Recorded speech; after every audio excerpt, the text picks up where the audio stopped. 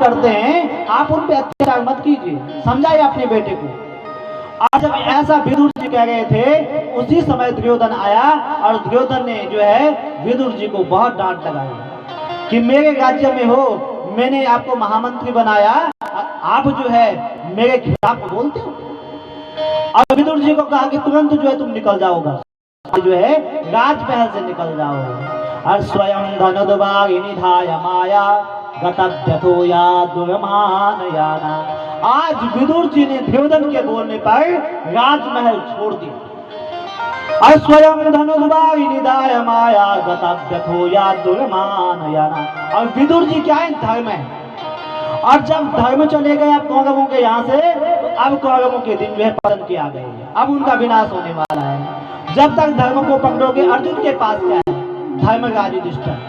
और विदुर जी के पास, जो कौरवों के पास कौन है, धर्म, विदुर जी। और आज विदुर जी ने जो है कौरवों को छोड़ दिया और वन में जाकर जो है दोनों ने कुटिया बनाई, पति पत्नी ने, विदुर और विदुरानी ने दोनों ने कुटिया बनाई और वहां रहने लगे। अब एक दिन जो है विदुर जी ने कहा अपनी पत्नी से कि आज बड़े खुश होकर कह रहे हैं कि आज जो है, कल जो है हमारे भगवान बांके भी आगे शांति दूत बन के आने वाले हैं। कहाँ, आज शांति दूत बन के आने वाले हैं।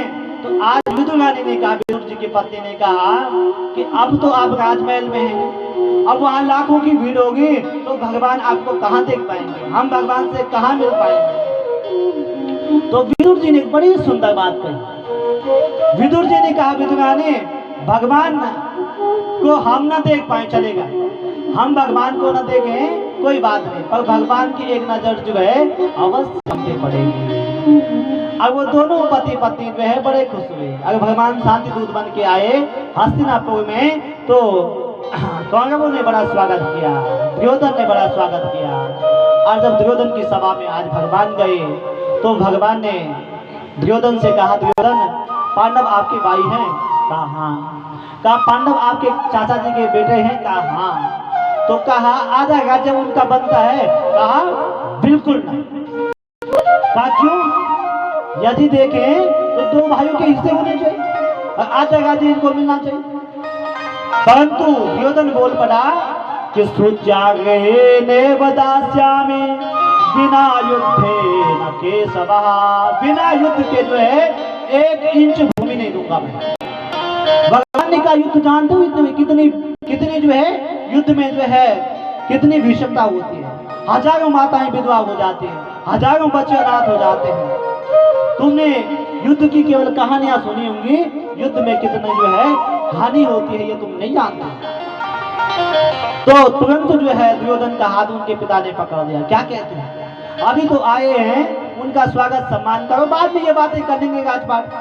तो विदुर जी ने, दुर्योधन ने जब को समझाया उनके पिता ने, तो दुर्योधन बोल पड़ा कि कन्हैया, मैं मन का बहुत साफ हूं।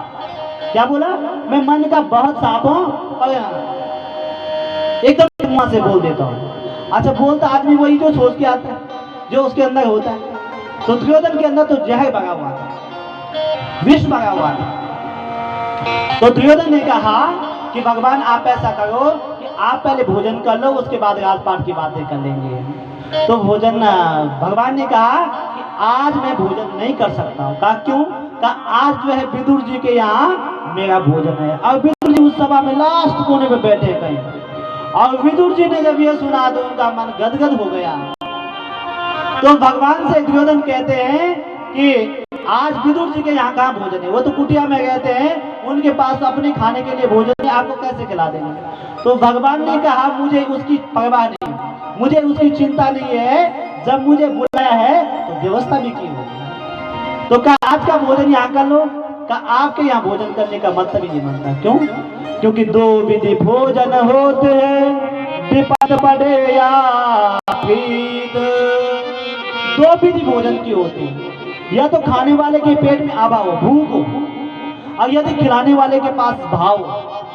और दूसरी बात यह है कि यदि खिलाने वाले के पास भाव, या तो खाने के वाले के पास जो अभाव हो, और या तो जो खिलाने वाला व्यक्ति है उसका कोई प्रभाव।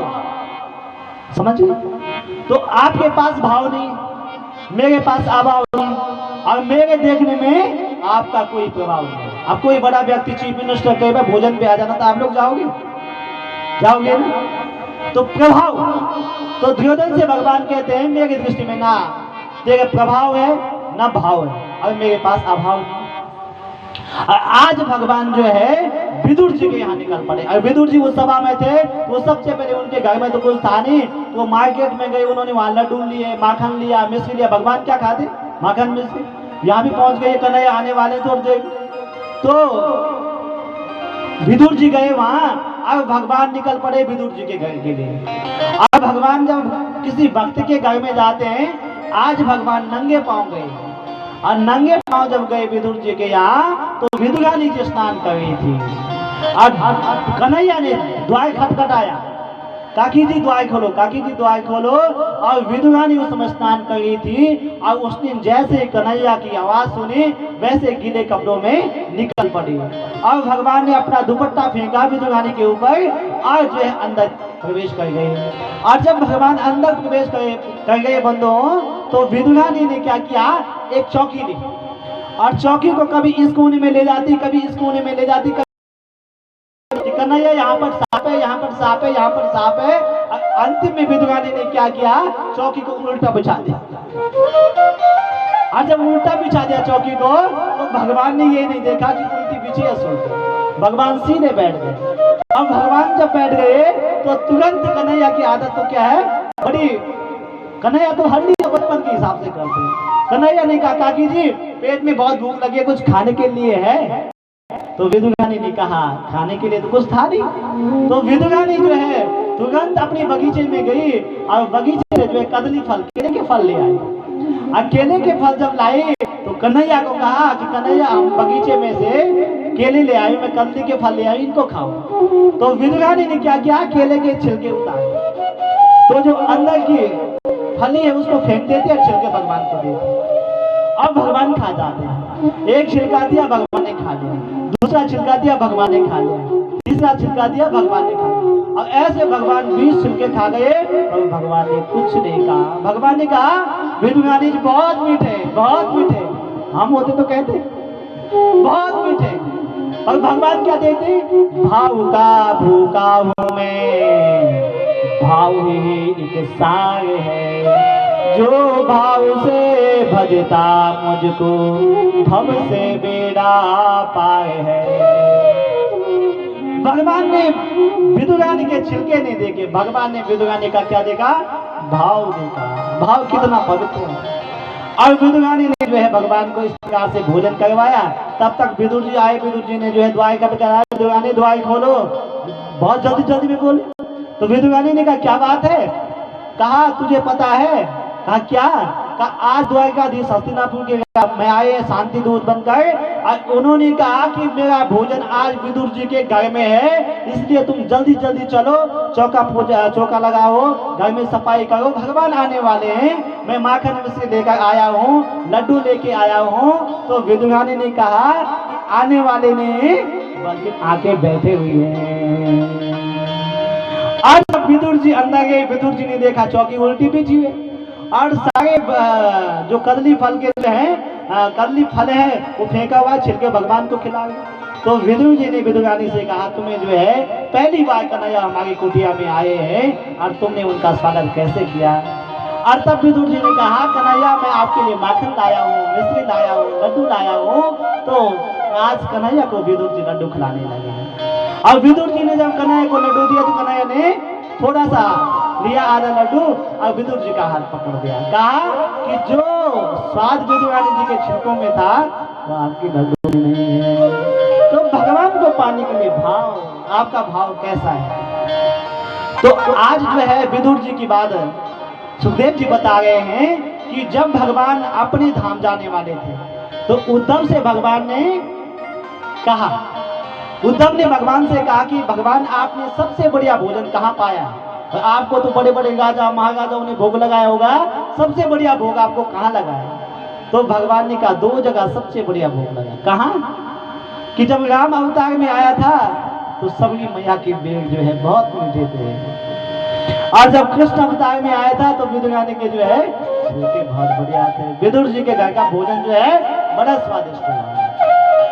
और आज भगवान को विदुर की याद आ गई। दुनिया करती है परमात्मा को याद और परमात्मा करते हैं विदुर जी को याद। कितना भाग्यशाली है विदुर। और उद्धव जी से कहा भगवान ने अंतिम में कि उद्धव तुम्हें कहीं भी विदुर मिले तो उनको मेरा संदेश दे देना, उनको मेरा ज्ञान उपदेश सुना देना। और ऐसे उद्धव जी भगवान के आज्ञापित होकर के कहाँ पहुंचे? वृंदावन में। और वृंदावन में भगवान का जब भगवान चले गए थे तो कृष्ण को याद करते हुए बड़ी गंभीर आवाज में कृष्ण कृष्ण कृष्ण आवाज लगा रहे थे। और यही आवाज जो है विदुर जी के कानों में गई। विदुर जी ने सुना कि ये कौन कृष्ण के लिए जो है इस प्रकार से बड़ी गंभीर आवाज में परमात्मा को पुकार रहा। तो विदुर जी जो है बंधु उद्धव जी के पास, और उद्धव और विदुर जी का मिलन हुआ। दोनों मिले, एक दूसरे को दोनों ने गले लगाया। उद्धव जी ने कहा विदुर जी तुम बहुत भाग्यशाली हो। कहा क्यों? कहा दुनिया भगवान को याद करती, भगवान ने आपको याद किया। तो विदुर जी बोले मैं भाग्यशाली नहीं हूं, बल्कि आप भाग्यशाली हैं कि आप हर समय भगवान के साथ रहे। और भगवान का जो बचपन की लीलाएं थी वो उद्धव जी ने सुनाई। परंतु वृंदावन की भूमि क्या है? भक्ति भूमि है। पहले दिन में मैं आपसे बोल रहा था भक्ति भूमि है। और उनका कंठ जो है अवरुद्ध हो गया, बोल नहीं पाए। तो उन्होंने कहा उद्धव जी भगवान ने ज्ञान उपदेश आपके लिए दिया था, आप सीधे कहाँ जाओ? हरिद्वार में जाओ। और वहाँ मैत्रेय मुनि हैं और वो भगवान ने जो संदेश दिया था सब आपको समझाएंगे। तो विदुर जी जो है वृंदावन से हरिद्वार पहुंचे। और हरिद्वार में जब आए तो स्वयं धनुद्वार निधाय माया। वहाँ जब विदुर जी आए हरिद्वार में तो मैत्रेय मुनि ने बड़ा स्वागत किया। आज जो है मैत्रेय मुनि ने उनका स्वागत किया। तो विदुर जी ने जो है मैत्रेय मुनि जी से कुछ प्रश्न किए। क्या? कि सुखाय कर्माणि करोति लोके न ते सुखं वान्यदुपारमं वा। सुखाय कर्माणि करोति लोके न ते सुखं वान्यदुपारमं वा। विदुर जी ने प्रश्न किया मैत्रेय मुनि से कि शास्त्रों में कोई तर्क नहीं करना चाहिए, कुतर्क नहीं करना चाहिए, परंतु जिज्ञासा बस जो है प्रश्न पूछनी चाहिए। क्योंकि प्रश्नों से जो है सारा जितनी भी कथाएं बने प्रश्न जब निकले तभी उत्तर ही सारी कथाएं। तो अब आज एक जगह और कथा प्रारंभ हो गई। कहाँ? विदुर जी के और मैत्रेय जी के बीच में। कहाँ? हरिद्वार के तट पे। अब कितनी जगह कथा हो गई?